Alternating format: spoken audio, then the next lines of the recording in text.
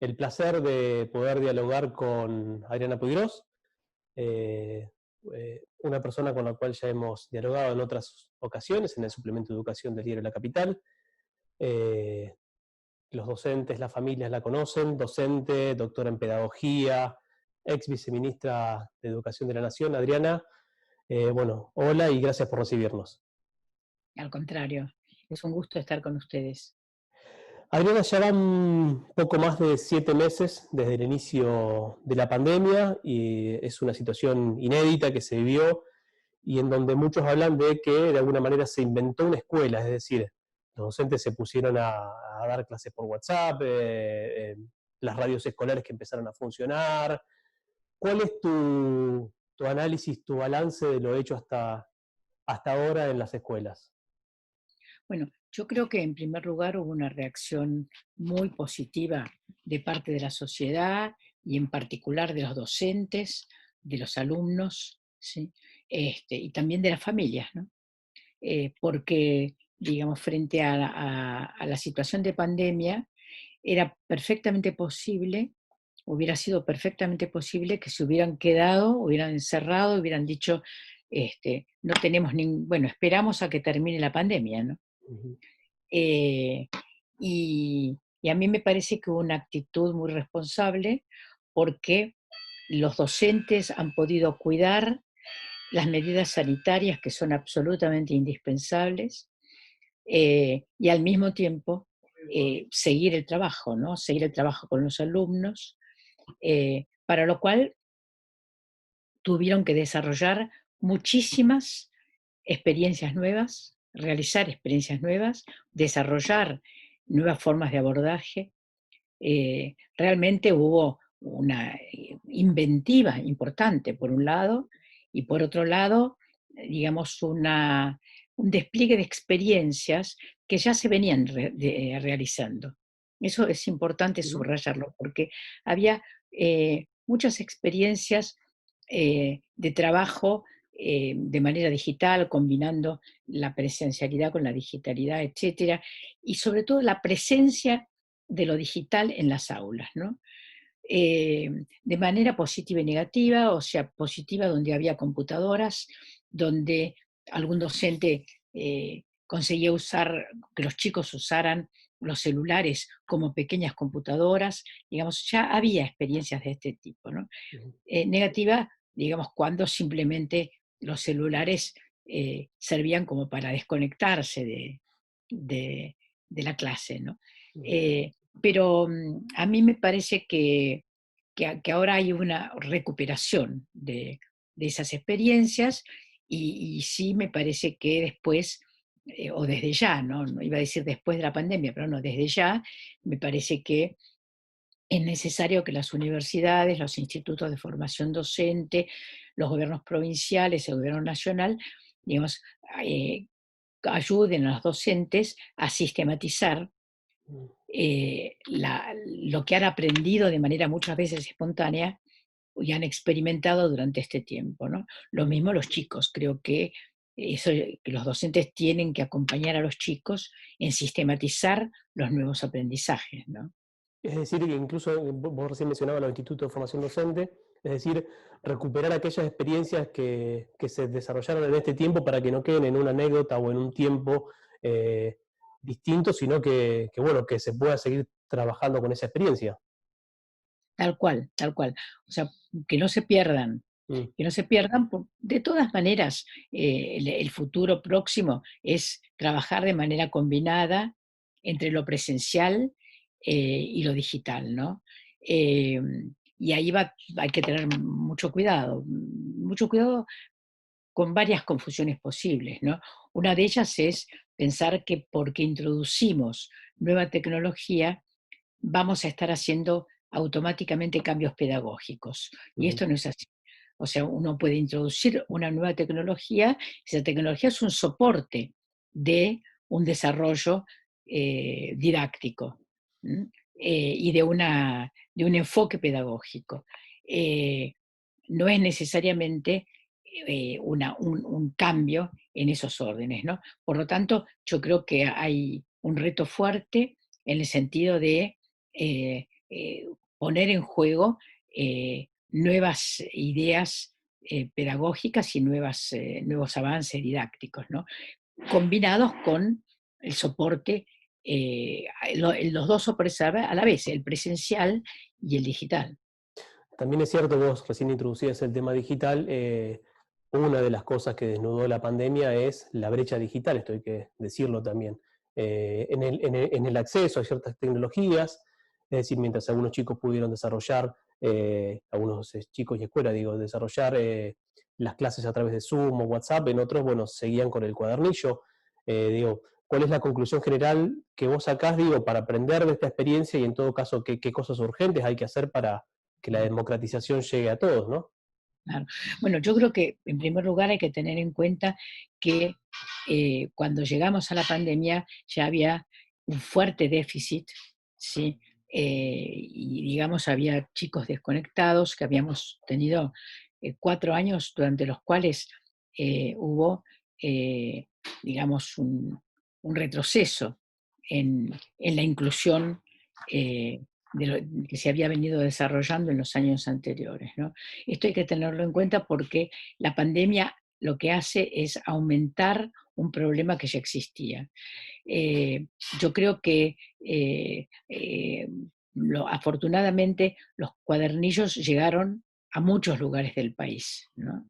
Eh, fue, fue una manera realmente muy buena por parte tanto del gobierno nacional como de los gobiernos provinciales, porque Ujú. hubo cuadernillos y material gráfico y también material escrito por los propios docentes, ¿no? O sea, los propios docentes produjeron material escrito, esto hay que destacarlo. Claro. Eh, bueno, yo creo que hay que seguir trabajando con material escrito, que no hay que abandonar la escritura, ni hay que abandonar el libro, ni hay que, bueno, ahora, al mismo tiempo, es urgente el terminar la conectividad y por otro lado es necesario equipar, o sea, porque es la conexión y es el equipamiento, Ujú. ¿no? O sea, los chicos tienen que tener computadoras. Entonces ahí, es decir, el plan Conectar Igualdad fue interrumpido. Si no se hubiera interrumpido, entonces en este momento tendríamos no solamente muchísimos más Ujú. chicos y docentes, ¿sí? No digo la totalidad, pero una enorme proporción, con equipos y conectados, sino que además de eso, hubiéramos tenido 4 años más de, eh, de aprendizaje de uso de las tecnologías. Y en ese sentido yo soy muy firme, creo que hay que aprender, hay que apropiarse de las tecnologías, porque si no, las tecnologías se van a apropiar de nosotros. Tal cual. Bueno, justamente había en una entrevista que hacíamos para el diario antes de que inicie el gobierno de Alberto Fernández, vos hablabas de que cuando hablábamos de la agenda educativa que va a tener el nuevo gobierno, vos decías que lo primero era la salud y la alimentación de los chicos. Digo, cuando se analiza la educación y el futuro de la educación en Argentina, ¿se puede obviar este dato? Digo, que actualmente hoy la mitad de los chicos y chicas del país están por debajo de la línea de pobreza. No, no, yo creo que no, eso justamente es algo que recalcó el presidente, el tema de que la salud, primero la salud, ¿no? Primero la salud, hablando de la pandemia, y primero la salud en términos generales, o sea, realmente necesitamos, eh, es obvio, necesitamos chicos bien alimentados, necesitamos chicos que puedan, eh, que puedan ir tranquilamente a la escuela y no que tempranamente tengan que faltar a la escuela, tener dificultades para seguir el ritmo escolar o abandonar a causa de la pobreza familiar, a Ujú. causa de tener que hacerse cargo de tareas que son tareas de los adultos, ¿no? Es decir, dicho de otra manera, el tema central es el de derechos, es decir, el conjunto de derechos de los niños, niñas y adolescentes. Y esto es una obligación del Estado y de la sociedad. La Argentina no solo ha firmado y trabajado activamente en la Convención Internacional de los derechos de los niños de los niños y niñas, sino que además tiene su propia ley, ¿m?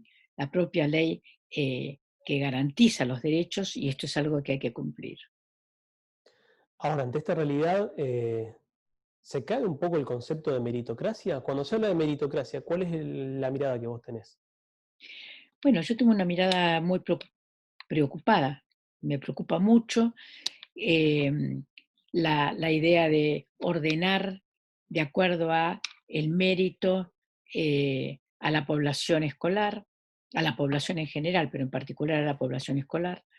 Esto no empezó ahora, no es una idea eh, nueva, sino que siempre hubo algún sector de la sociedad, es decir, que consideró que el sistema educativo debía ser piramidal Mm. y debía trabajar de manera de hacer una selección de los más aptos, ¿sí? Y como bien sabemos, esas elecciones de los más aptos en general, a quienes seleccionan positivamente es aquellos que han nacido en hogares con más oportunidades, ¿no? Es decir, o sea, en los sectores más favorecidos económicamente de la población. Entonces, a mí me preocupa mucho esa idea de meritocracia, me parece que es contraria a la idea de derechos, ¿sí? Sí.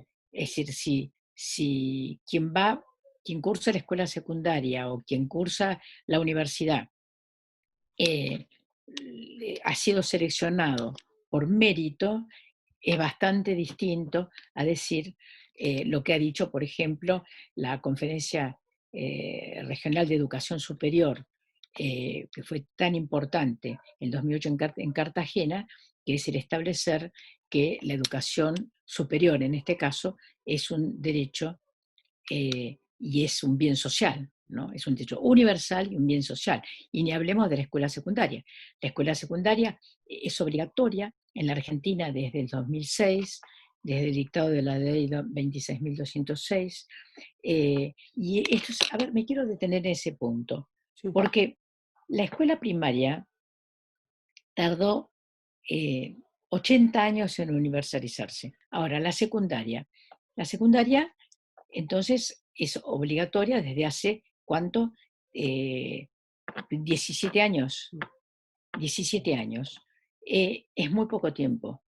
Y yo creo que, bueno, por lo que dicen las estadísticas, incluso lo que dicen últimas informaciones del Ministerio de Educación, es que hay un lento avance, pero hay un avance en el sentido de la cantidad de personas que terminan en algún Mm. momento de su vida la secundaria y de chicos que terminan la secundaria en el número de años que está planificado, ¿no?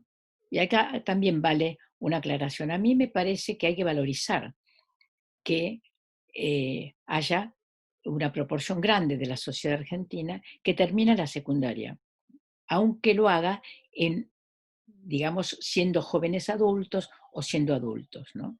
O sea, que tenemos que trabajar para que todos los chicos, todos los adolescentes puedan cursar y terminar la secundaria. Esto es Ujú. muy importante. Ahora, también hay que valorizar, ¿no?, el esfuerzo personal, social, institucional, que significa terminarla en otro momento, ¿no?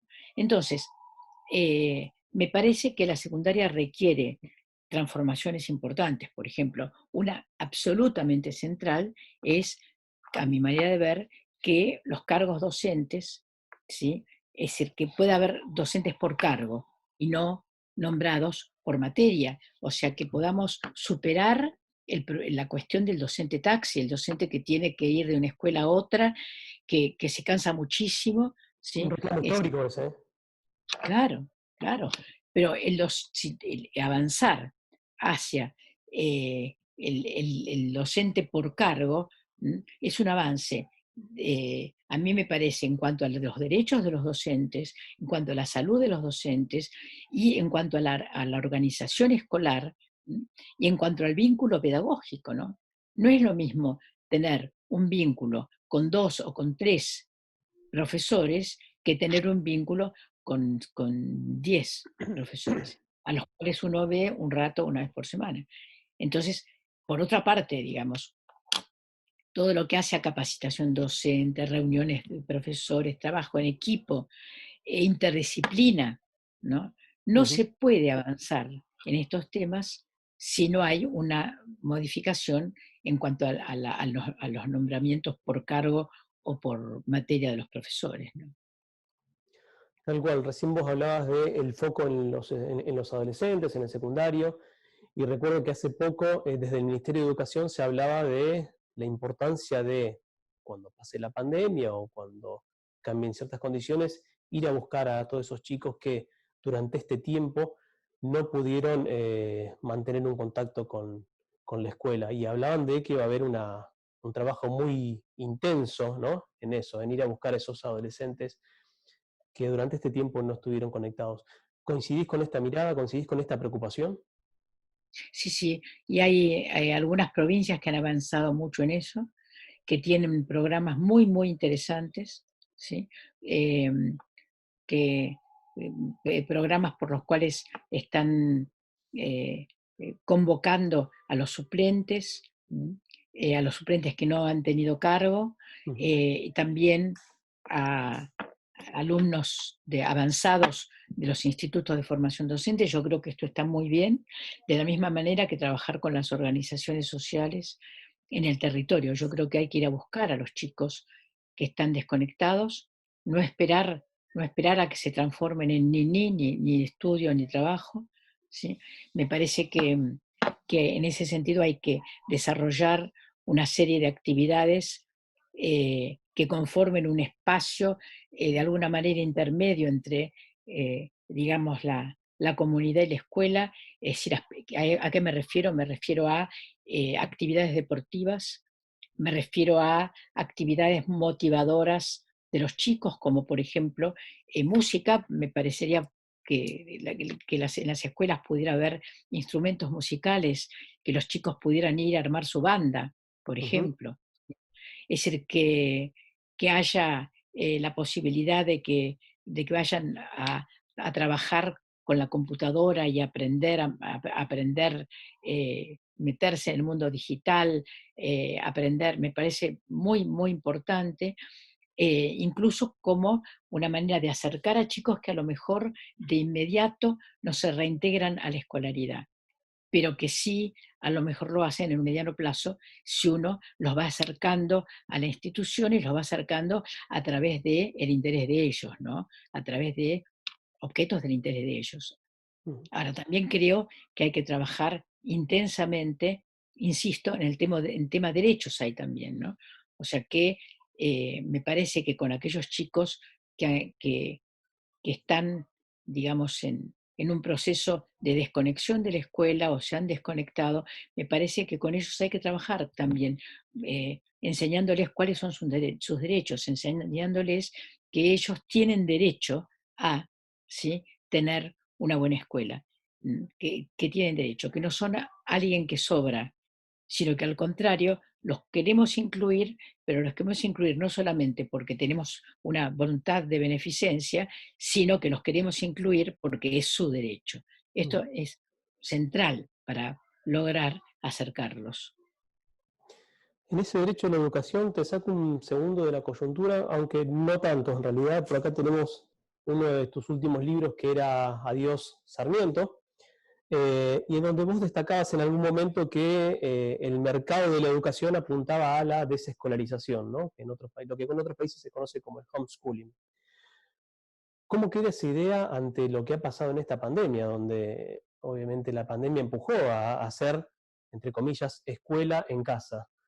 ¿Cómo queda esta idea? ¿Cómo la impacta? Sí, bueno, a mí me parece que una cosa que ha demostrado la pandemia es que la escuela en casa no funciona, o sea, que pueda funcionar la familia como un apoyo en un momento absolutamente excepcional como es el de la pandemia. ¿M? Ujú. Pero, digamos, la carga que significa para la familia, para la mamá, el papá, el adulto que está en la casa, el tener que hacerse cargo de la función del docente, ¿sí? Ha dejado bastante claro que son funciones distintas. Una es la escuela, la otra es la familia, ¿no? Ahora, digamos, ahí retrocedimos casi 200 años, o sea, retrocedimos atrás de el momento en el cual fue fundado el sistema educativo, ¿no? Es decir, en donde nos fuimos casi hasta eh, fines de la Edad Media, en donde trabajo, escuela y familia, ¿sí? Estaban en un mismo lugar y de alguna manera este, el trabajo también, no solamente porque a raíz de la pandemia muchas personas siguieron con el trabajo domiciliario, sino porque esto ya venía ocurriendo, ¿no? Por las nuevas formas de trabajo, que son formas que atacan el trabajo colectivo, que atacan los espacios en donde se puede, digamos, trabajar en colaboración con otros, ¿sí? En donde la cadena de producción depende de personas que conviven, que se ven, ¿no? Entonces, el trabajo individualizado, eh, digamos, el fomento al emprendedurismo, etcétera, ya venía ocurriendo. Ahora, cuando le agregamos a la persona que trabaja en la casa, le agregamos además la escuela, ¿m? Es realmente una situación muy complicada. Con lo cual, yo creo que muchos han comprendido la necesidad de la escuela y la necesidad del docente, ¿sí? Al mismo tiempo, tal como señalabas, eh, las corporaciones y las empresas productoras de material eh, tecnológico de todo tipo, ¿sí? Productoras de programas, productoras de cursos, productoras de plataformas, eh, de cursos para docentes, etcétera, salieron con todo al mercado, salieron con todo al mercado. Con lo cual sí ocurre que hay escuelas y sobre todo algunas escuelas privadas, que en la urgencia de tornar digital al conjunto de la educación, ¿sí? Es decir, compran Ujú. aquella mercadería que se les ofrece, ¿no? Entonces, digamos, ahí hay, me parece, un terreno muy complicado en donde la defensa de la educación pública se hace crucial. Mi último libro se llama La escuela como plataforma de la patria.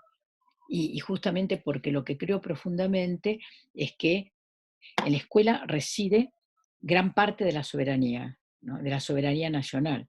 Y si digo soberanía nacional, quiero decir de la posibilidad, digamos, de, de existencia, de mejora, de desarrollo del país, que es el país de todos, el país de todos nosotros.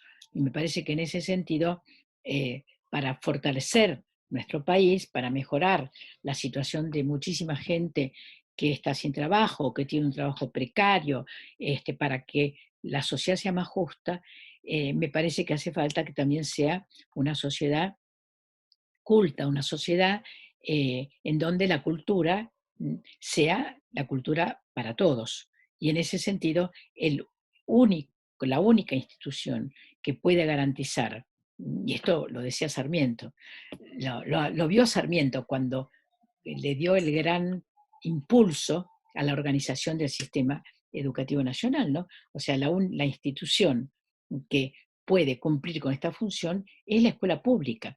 Y esto no quiere decir que no tenga que haber escuela privada. Hay escuelas privadas tradicionales, hay escuelas privadas ricas, hay escuelas privadas pymes, un sector importante hoy en la Argentina, las escuelas privadas pymes, con muchas dificultades para subsistir en estos momentos, ¿no?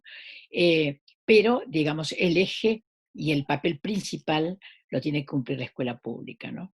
Y la otra cosa es, subrayo, escuela, es decir, la institución escuela, porque también, digamos, hay una corriente que además le viene muy bien al mercado de la educación, que es la desescolarización, Claro. que es, digamos, el propiciar que la escuela, digamos, tiende a ser simplemente un lugar en donde, la escuela y el Estado, ¿no? En donde se certifica lo que se hizo o lo que se aprendió en instituciones privadas. Así como, digamos, es tradicional que los cursos de idiomas, de lenguas, ¿sí? Se aprendan en academias, etcétera, ¿sí?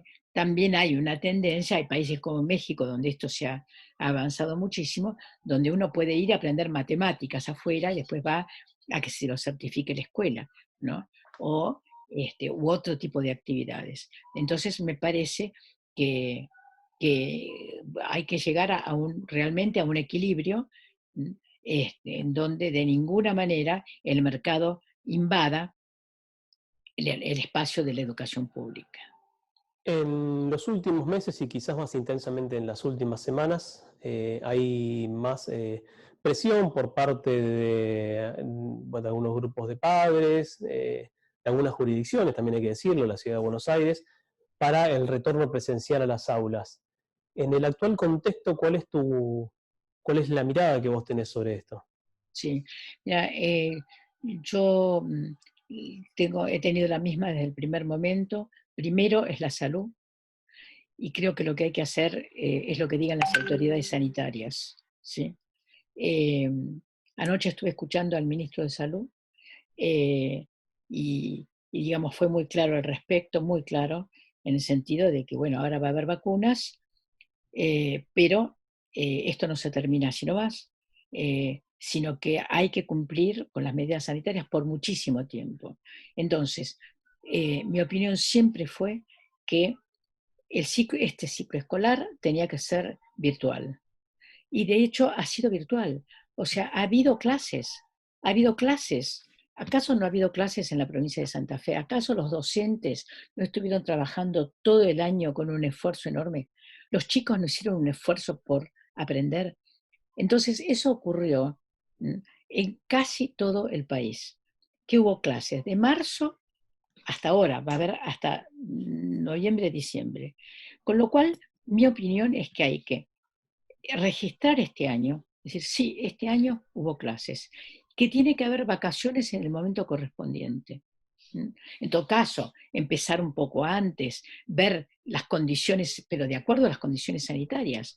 O sea, si en el mes de febrero resulta que se ha podido vacunar a una cantidad considerable de la población, suficiente de la población, como para que disminuya significativamente el contagio, y entonces los chicos pueden ir a la escuela sin que esto represente un peligro para ellos y para el conjunto de la sociedad, bueno, a lo mejor se pueden empezar las clases en febrero, a fin de febrero o algo así.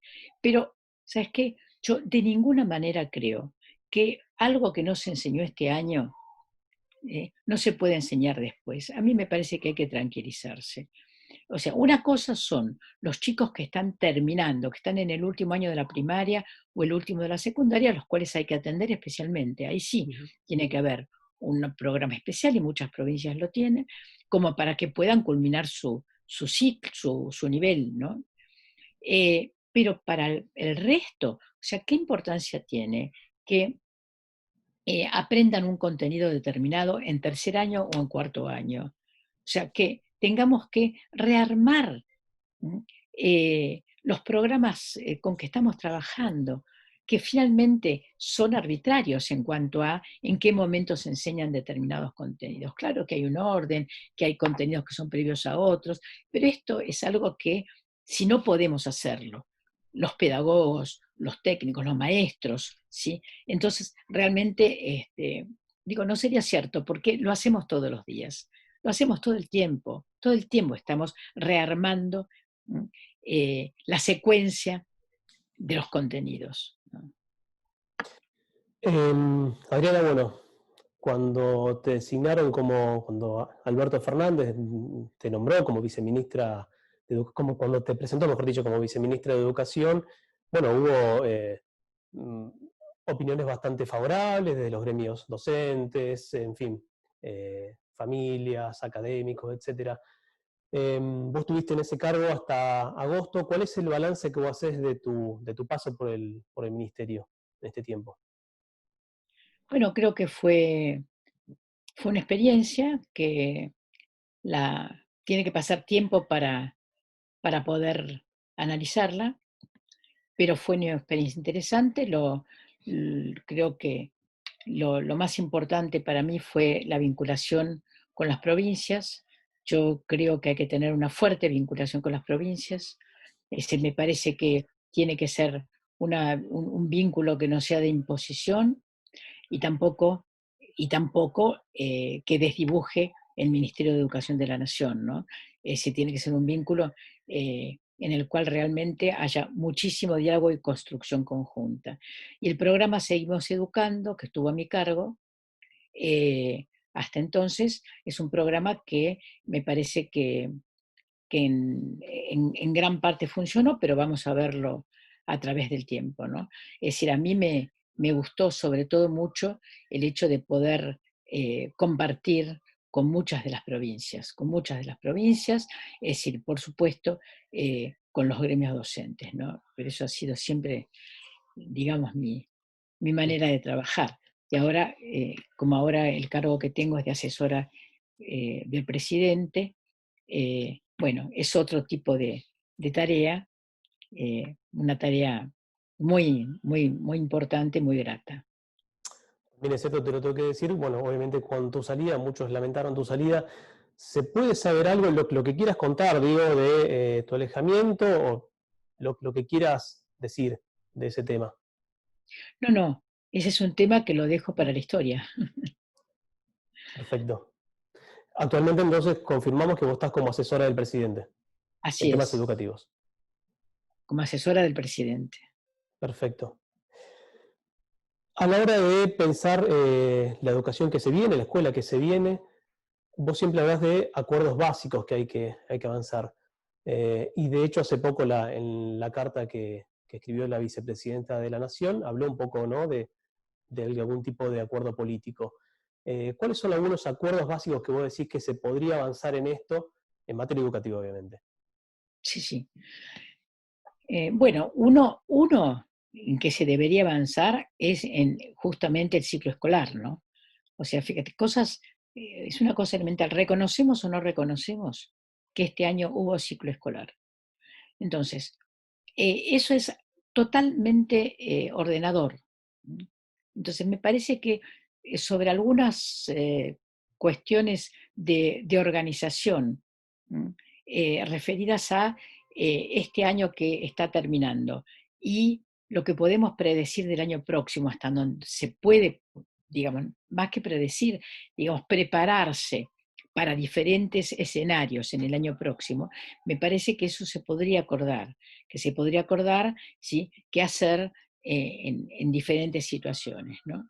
Eh, a mí me parece que se puede estar teniendo en cuenta la actividad de los diversos niveles educativos, ¿no? A mí no me parece que debe avanzarse por el lado solo de programas, por el lado de grandes programas, sino Ujú. me parece que hay que avanzar por el lado de darle fuerza a la estructura del sistema. Bien.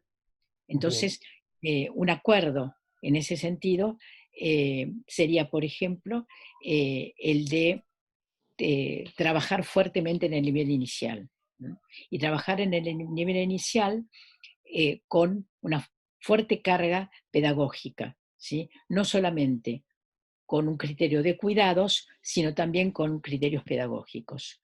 ¿No? Y en ese sentido, digamos, el trabajar en capacitación docente, ¿no? Después, un tema para acordar muy importante es la formación y la capacitación docente. Me parece que que esto requiere una nueva reflexión. Eh, yo creo que está trabajando bien el Instituto Nacional de Formación Docente, también están trabajando bien las provincias, pero sí me parece que hace falta, digamos, una reflexión permanente para llegar a acuerdos sobre la capacitación docente, ¿no? Finalmente, y con esto cierro, por ahí te quería preguntar, no qué escuela imaginás, sino qué escuela va a necesitar la pospandemia. Bueno, una escuela muy, muy flexible, capaz de adaptarse a la presencialidad y la virtualidad combinadas. ¿M? Es decir, una escuela que va a tener que reagrupar a los chicos, esto es algo para pensarlo mucho, va a haber que tener nuevos criterios de agrupamiento y en ese sentido tener muchísimo cuidado de no producir discriminaciones, porque yo tengo que decidir quiénes son los 15 chicos que van a ir a la escuela. En la franja de horario, siempre hay una franja de horario privilegiada. ¿Cómo elijo esos 15 chicos? ¿No? O a los 15 que van a ir al local escolar y a los 15 o a los 30 que van a estar repartidos en otros locales, el de la sociedad de fomento, el, de la, el del municipio, etcétera, que fueron prestados. Entonces, me parece que ahí va a haber que tener muchísimo cuidado. Esta es otra característica, digamos, de la escuela que vamos a tener que estructurar, ¿no? Y me parece que es una escuela en donde hay un tema absolutamente central, que es el tema ambiental, donde el tema ambiental tiene que dejar de ser algo lateral. No se trata simplemente, no solamente que enseñemos a los chicos a lavarse las manos, a no dejar correr el agua más tiempo del necesario, etcétera, sino que el criterio profundo sí que atraviesa todas las áreas, todos los espacios de conocimiento, ¿sí? Todos los saberes, es justamente el saber ambiental, ¿no? Fíjate, eh, está tan dejado de lado el conocimiento del medio ambiente, del mundo en que vivimos, etcétera, que voy a dar un ejemplo. Hace poco se descubrió algo en la agua en la luna, ¿no es cierto? La noticia de agua en la luna, que es una noticia fantástica, Ujú. que tendría que haber ocupado las planas de todos los diarios, bueno, fue una noticia que pasó, corrió, se fue. ¿M? Es decir, de la misma manera nos acostumbramos a que de pronto son fumigadas las escuelas. ¿M? Y incluso hace un año y algo murió una docente, que era una docente, una luchadora ambientalista. Entonces resulta que se siguen fumigando escuelas y ya casi nos acostumbramos, es un hecho más. Entonces, doy estos dos ejemplos de cómo, digamos, hay un divorcio, una separación entre la enseñanza y el medio ambiente, la tierra, el universo, es decir, el hábitat, ¿sí? Es decir, este lugar en donde vivimos, este lugar en donde nos jugamos, además, la vida todo el tiempo, ¿no? Con lo cual yo creo que un cambio importantísimo es ese, que hay dos conceptos que son ambiente y el otro del cual ya hablé, que es derechos, que me parece que tienen que ocupar un lugar importantísimo en esa escuela que tendremos en los tiempos próximos. Adriana, bueno, desde ya muchísimas gracias por tu tiempo, por lo generoso de esta charla y bueno, nos estaremos encontrando en otro momento. Muchísimas gracias. Gracias, muchas gracias a ustedes. Gracias a vos.